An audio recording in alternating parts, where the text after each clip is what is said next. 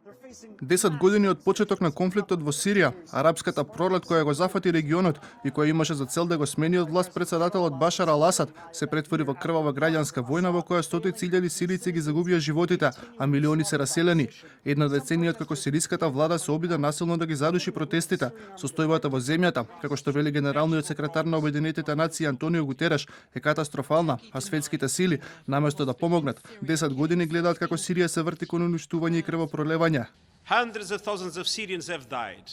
Стотици илјади сирици ги загубија своите животи, милиони се раселени, безброј други остануваат нелегално притворени и често мачени, исчезнати или живеат во неизвестност и сиромаштија. Невозможно е целосно да се сватат размерите на уништувањето во Сирија, но нејзините луѓе претрпеа некои од најголемите злосторства на кои сведочеше светот во овој век. 10 години по конфликтот, императив е да продолжиме да стигнеме до сите сирици на кои им е потребна хуманитарна помош. Доколку не се стори тоа, сирискиот народ би се осудил на уште повеќе очај. Не можеме да дозволиме тоа да се случи.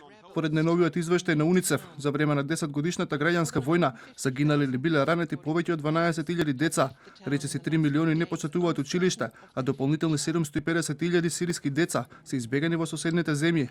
Од почетокот на војната, повеќе од 1300 училишта и болници биле цел на напади. Во 2020 година е удвоен бројот на деца со симптоми на психосоцијални проблеми, поради тоа што континуираната изложеност на насилство, шокови и трауми значително влијаеше на менталното здравје на децата. Се наведува во извештајот на УНИЦЕФ. Во војната која изби во средината на март 2011 година, загинаа повеќе од 500.000 лица, неколку милиони беа ранети, а речиси половина од жителите на Сирија беа раселени. Во нередите кои настанаа во годините кои следеа, терористичката група Исламска држава освои голем дел од државата и делот го прогласи за калифат.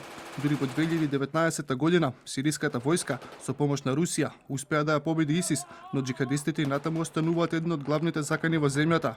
Ситуацијата во државата дополнително е влошена и поради тешката економска криза и ширењето на коронавирусот.